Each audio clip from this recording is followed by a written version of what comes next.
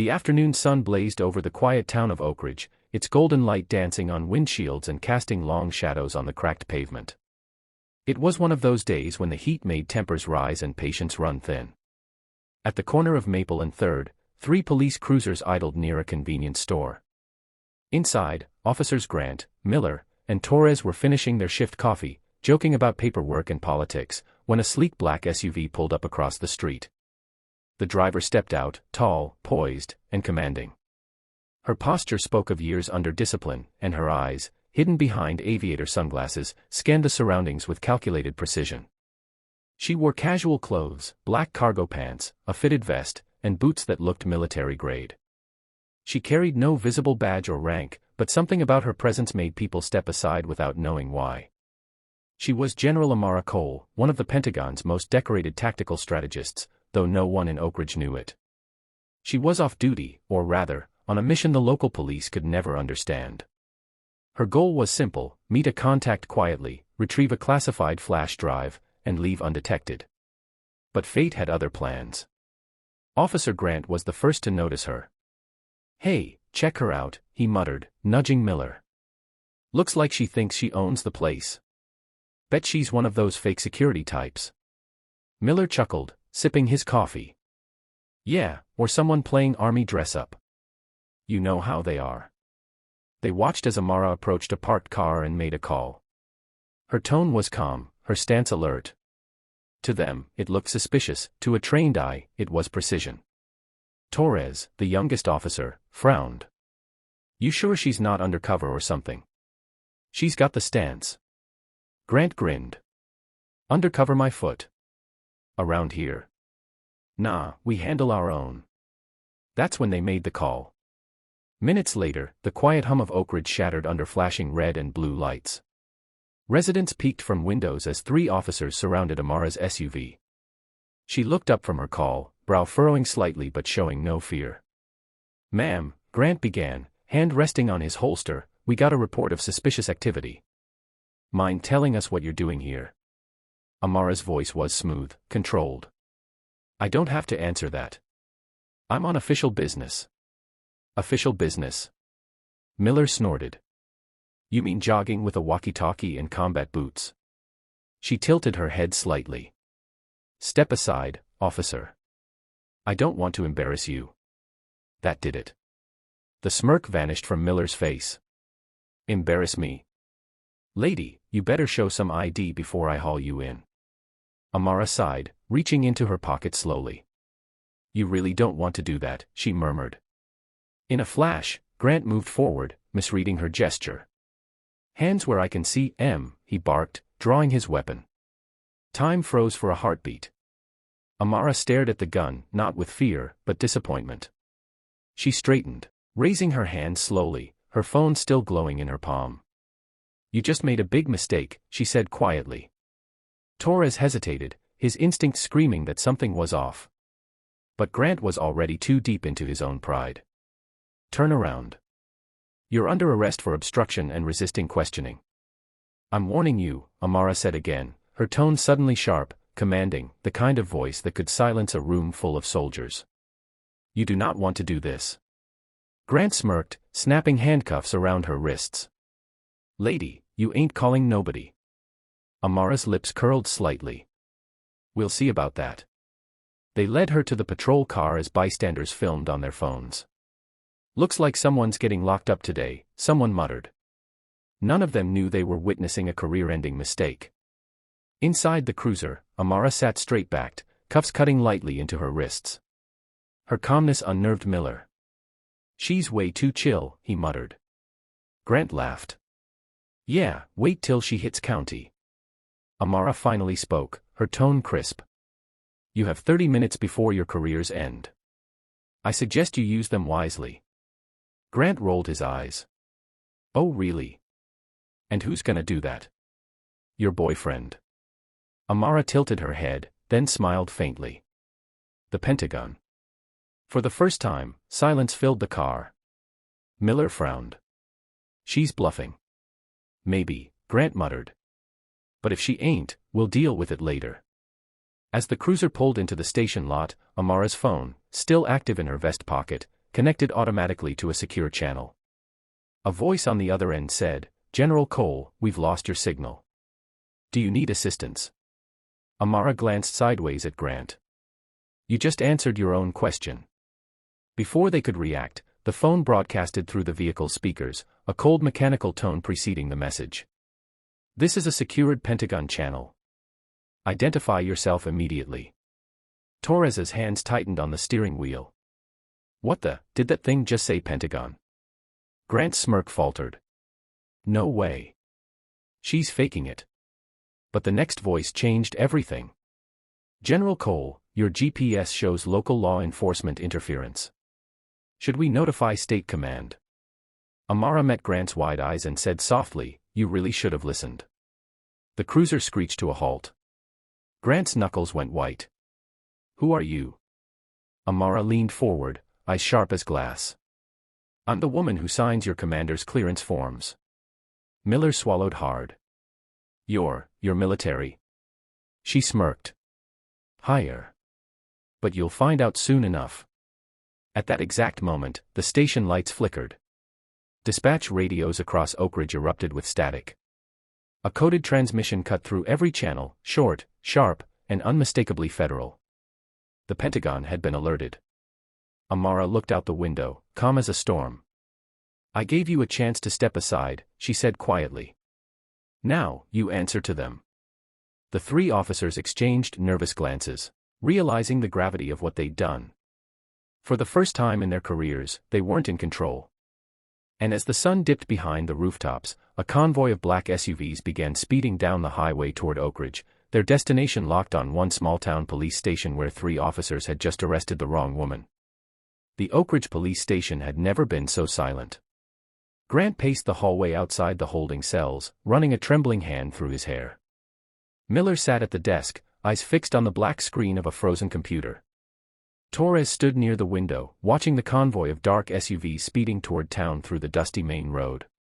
Their lights didn't flash like local law enforcement, these were government-grade, tinted, armored, and fast. Inside the holding cell, General Amara Cole sat calmly on the metal bench, her posture flawless, her expression unreadable. The harsh fluorescent light flickered above her, but she didn't blink.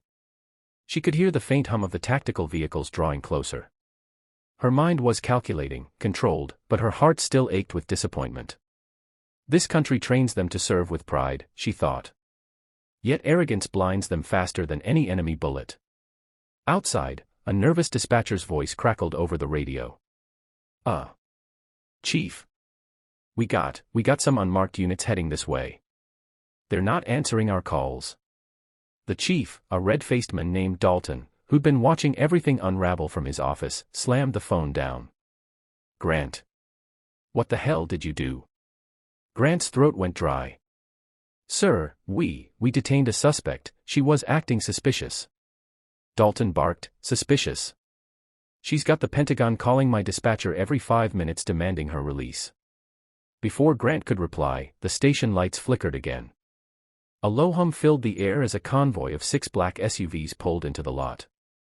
The first one stopped inches from the entrance, and 5 men in tactical suits stepped out, crisp, coordinated, and radiating authority.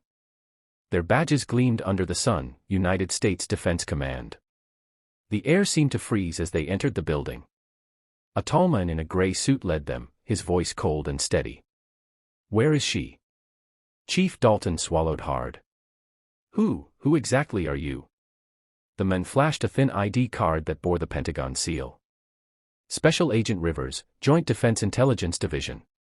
We're here for General Amara Cole." You could hear the gasp ripple through the station. "Gee, General." Miller stammered, stepping back. Rivers didn't waste time. "Take me to her. Now." The cell door creaked open moments later. Amara lifted her gaze slowly, her calm eyes locking with Rivers. A faint smile touched her lips. "You're late." Rivers nodded. "Traffic." Grant, standing behind them, tried to speak. "Sir, we didn't know." Rivers' sharp glare silenced him instantly. "You arrested a 4-star general on domestic soil. Without cause. Without verification. Without authorization. He turned to Amara. "Ma'am, orders from command, you're to be escorted directly to DC for debrief." Amara rose with effortless grace. "Understood." "But before I go," she turned her gaze toward Grant, Miller, and Torres. Her tone dropped, calm yet deadly. "I expect every second of what happened here to be documented. Every insult. Every command ignored." Grant's heart pounded. "We didn't mean any harm." Amara stepped closer, eyes blazing. "You drew a gun on me. You cuffed me. You laughed while you did it." Torres lowered his head, shame burning in his chest. "Ma'am. I tried to tell them. I really did." Her expression softened, just slightly. "I know. And that will be remembered." Rivers gestured toward the exit. "General, the cars are ready." As they walked out, the officers watched through the window as a line of black SUVs waited, engines idling in unison. The general got in the center vehicle, door closing with a soft thud that sounded final, like a gavel hitting the end of a career. But the story didn't end there. 2 hours later, Chief Dalton's office phone rang again. He answered with a shaky voice. "Oak Ridge PD, Chief Dalton speaking." A cold, professional voice replied, "This is Colonel Hayes from the Department of Defense. Effective immediately, your department is under federal investigation for unlawful detainment, civil rights violation, and obstruction of classified operations." Dalton nearly dropped the phone. "Wait, this is a misunderstanding." The colonel cut him off. "Not anymore. You detained a sitting general during an active intelligence operation. The Pentagon does not take that lightly." Within minutes, the news had spread. National headlines flashed.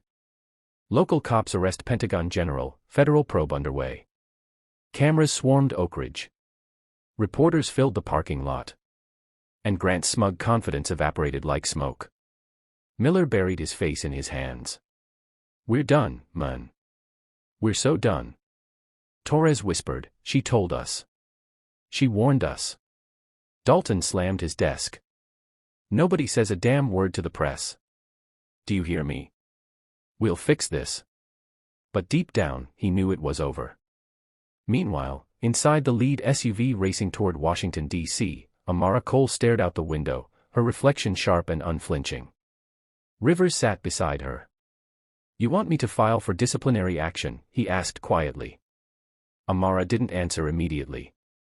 After a moment, she said, "No. Let them see what silence costs them. Let the system teach them the lesson their pride refused to." Rivers nodded. "You sure?" Her gaze hardened. "The world will know soon enough who they humiliated. And when they do, their badges won't save them." The convoy roared through the night as thunder rolled across the horizon. Amara leaned back, finally allowing herself a small sigh. Justice wasn't about revenge, it was about exposure. She had faced enemies on foreign soil who showed more respect than those sworn to protect their own. But she wasn't finished yet. The next morning, while Oak Ridge officers tried to hide from the media, every police computer lit up with a red alert. Mandatory federal review, security clearance suspended. Their access codes were revoked. Their weapons reassigned. Their patrol vehicles repossessed. Grant sat alone in his locker room, staring at his badge, now meaningless. "One mistake," he whispered. "One stupid mistake." Torres entered quietly, holding his resignation papers. "She's not just a general," he said softly. "She's a symbol. And we made her a headline." Grant didn't respond. His phone buzzed, an unknown number. He answered. "Officer Grant," said a calm, powerful female voice. "This is General Cole." Grant froze. "Ma'am. She interrupted. "You wanted to treat me like a criminal. Fine. Now the country will treat you like one. But I'll give you something I never got from you, mercy." The line went silent. Then a soft click. Grant lowered the phone slowly, tears burning his eyes. By nightfall, 3 officers' careers were destroyed. Their names, faces, and mistakes plastered across every screen. But for Amara Cole, this was only the beginning, because she had uncovered something darker than arrogance, a system that thought it could humiliate power without consequence. And as her convoy neared the Pentagon gates, Amara whispered to herself, "You tried to bury me. But you buried yourselves instead." The convoy cut through the night like a spear of black glass, its lights invisible until it reached the marble gates of the Central Defense Authority. Guards saluted sharply as the lead vehicle stopped and General Amara Cole stepped out. Even among the gray towers of New Avalon's capital, her presence drew attention, tall, unflinching, her uniform now restored, every ribbon earned through fire. Inside, the air buzzed with urgency. Technicians hurried between glowing monitors, officers whispered updates about the Oak Ridge incident, the term already circulating through the intelligence network. Amara didn't pause. Her boots struck the polished floor in steady rhythm as she walked toward the war room elevator. Agent Rivers followed a step behind. "Ma'am," he murmured, "Command Council has been waiting since midnight. They're uneasy." "Good," Amara replied. "They should be." The elevator doors opened to reveal a circular chamber surrounded by screens showing satellite maps and encrypted reports. At the center stood Director Hayes, head of National Intelligence, his silver hair glinting beneath the lights. "General Cole," Hayes said, voice clipped. "Welcome back. You caused quite the stir." Amara's expression didn't change. "I didn't cause it. Ignorance did." A few council members shifted uncomfortably. Hayes gestured toward a seat, but she remained standing. "Those officers interfered with a classified retrieval," she said. "But the bigger question is, how did they know where I'd be?" A murmur rippled through the room. Hayes narrowed his eyes. "You think the leak came from inside?" "I don't think," she said quietly. "I know." Rivers placed a data chip on the table. "We pulled this from her vehicle's secondary relay. Someone spoofed a distress signal, originating from within this building." The council erupted in whispers. Hayes slammed his hand on the table. "Silence." Amara stepped closer, her voice calm but razor-sharp. "That false signal brought local police straight to me. It was designed to delay my contact. Whoever sent it wanted the handoff to fail, and for me to take the fall." She turned toward the main display. Patch in the surveillance feed. A screen lit up with grainy footage of a secure communications room. A hooded figure inserted a small drive into a terminal, then vanished. The timestamp matched the hour before her arrest. Hayes leaned forward. "We've traced that corridor to the internal logistics wing, level 4, restricted access." Amara's jaw tightened. "That's Colonel Vance's division." Gasps again. Vance, the charismatic strategist often seen shaking hands with politicians, was considered untouchable. Hayes sighed. "He's been an asset for years." "Are you sure?" "Play the audio," Amara said. The room fell silent as the recording played. A filtered voice spoke, "Send the signal. Make it look like civilian interference. We'll retrieve the drive after she's in custody." The silence that followed was deafening. Hayes rubbed his temples. "If this gets out, New Avalon's allies will question every operation we've run." Amara folded her arms. "Then contain it. Quietly. I'll take the lead." Rivers frowned. "You mean go after Vance yourself?" Her eyes were steel. "He framed me in front of the nation. I'll expose him the same way." Hayes exhaled. "Fine. But the council won't approve a direct arrest without proof." "Then I'll get it," she said, already turning for the door. Down in the operations bay, Amara swapped her dress uniform for field gear, a dark tactical coat, encrypted comlink, sidearm, and a flash drive shaped like a silver blade. Rivers joined her, hesitant. "You sure about this, ma'am? After everything, your name's on every news channel." "That's exactly why he'll underestimate me," she said. "He thinks I'm cornered." They exited through the side tunnel into the rain-soaked night. Across the city, lights from the government district shimmered against low clouds. Somewhere behind those towers waited a traitor. As they climbed into an unmarked jeep, Rivers glanced at her. "You ever get tired of being right?" Amara allowed the faintest smile. "Only when it costs lives." The engine roared to life. Ahead lay the logistics command complex, heavily guarded even at 2 a.m. But Amara knew its blind spots, she had designed half of them herself.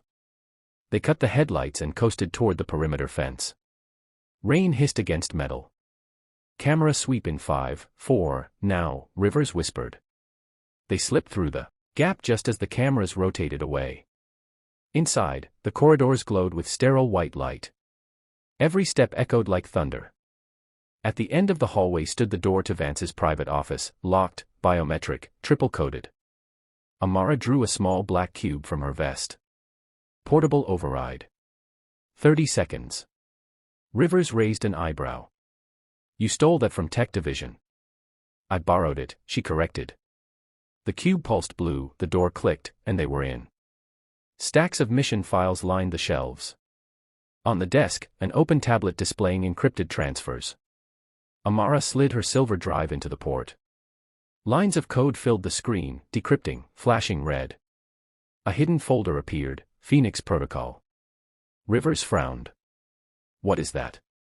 "Proof," she said. "And a threat." Inside were orders, signed by Vance, authorizing the sale of CDA drone schematics to foreign buyers. The Oak Ridge incident had been a cover. She wasn't the target, the data was. A low click behind them froze the air. Vance stood in the doorway, pistol drawn, rainwater dripping from his coat. His smile was cold.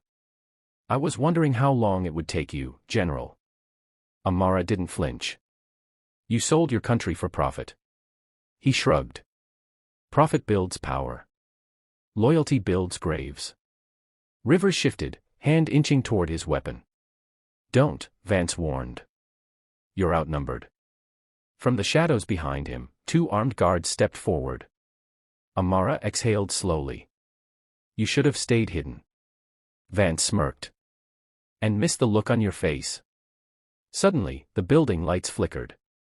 A deep hum echoed through the floor. Vance's smile faltered. "What?" Amara pressed the side of her comlink. "Command, execute phase echo." Every screen in the room lit up with red code.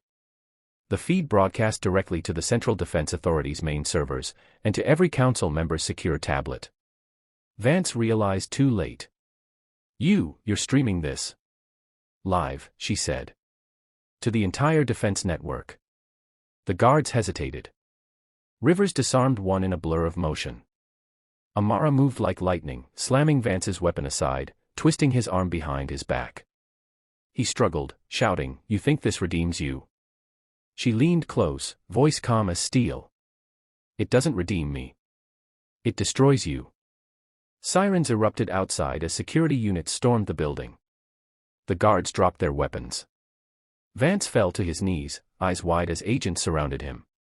Amara straightened, soaked in rain and neon light. Rivers glanced at her. "Phase echo, huh? You planned that from the start."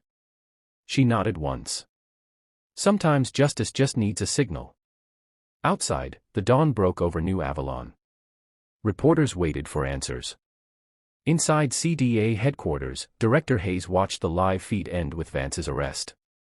He turned to his staff. "Prepare a public statement. Make sure they know the truth came from General Cole." He paused, then added, "And tell the networks to replay her broadcast, word for word." As Amara stepped into the first light of morning, she finally allowed herself to breathe. Her reputation would recover, the city would move on, but the lesson would remain: power without integrity collapses from within. The morning after Colonel Vance's arrest, the skyline of New Avalon looked different. News drones swarmed above the Central Defense Authority like steel hornets, their lenses blinking red. Every major outlet was broadcasting the same headline. CDA General exposes internal corruption, hero or rebel. Inside her apartment high above the river, General Amara Cole stood before a wall of windows, still wearing the fatigue jacket from the night before. The city glowed gold and gray beneath her reflection. For the first time in years, she wasn't scheduled for a mission briefing. Instead, her calendar was filled with hearings, interviews, and political crossfire. Her communicator chimed. "Director Hayes on line 1, the voice of her aide said. Amara answered. "Morning, Director." Hayes sounded weary. "Morning. You've turned the nation upside down. The council's splitting in two, half are calling you a patriot, the other half want you discharged for insubordination. Amara stared at the skyline. Truth isn't insubordination. That's what I told them, Hayes sighed. But power hates embarrassment. Keep your armor on, they'll come for you in suits, not combat gear. That afternoon, the Grand Assembly Hall overflowed with cameras and murmuring officials. Amara walked down the marble aisle in full uniform, medals gleaming like small suns. The murmurs softened to silence. Every step echoed with authority, each one a reminder that she had survived the machine that tried to crush her.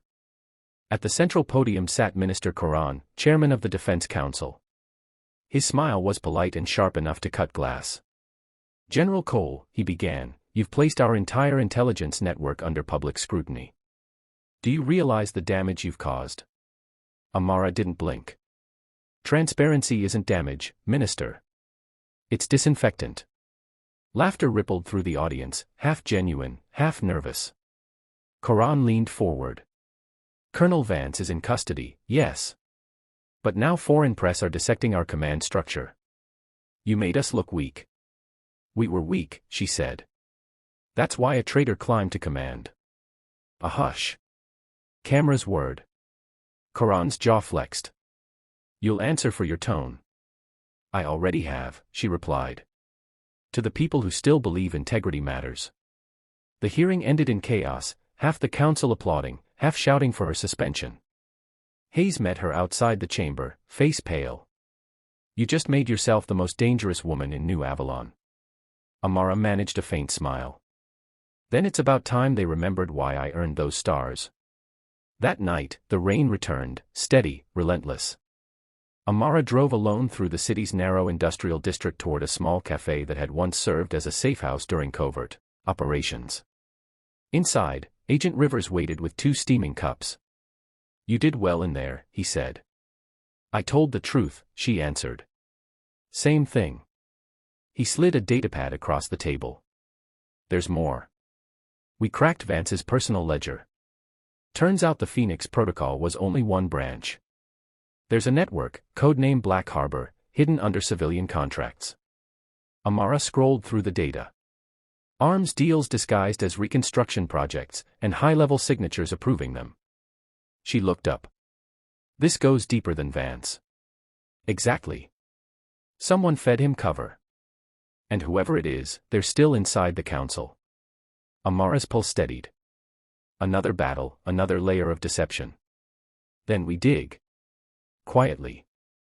If they think I'm busy defending my reputation, they'll relax. Rivers grinned. You always were better at offense disguised as defense. Meanwhile, across the river, Minister Coran sat in his private office watching Amara's speech replay on a hollow screen. Behind him, an aide whispered, Sir, the press approval rating for the general is soaring, 72%. Coran's eyes narrowed. Then we clip her wings before she learns to fly higher. He turned toward the shadows where another figure waited, a woman in a crimson coat, her face hidden. Activate the contingency. If Cole keeps digging, she'll find Black Harbor. We can't allow that. The woman nodded once and vanished.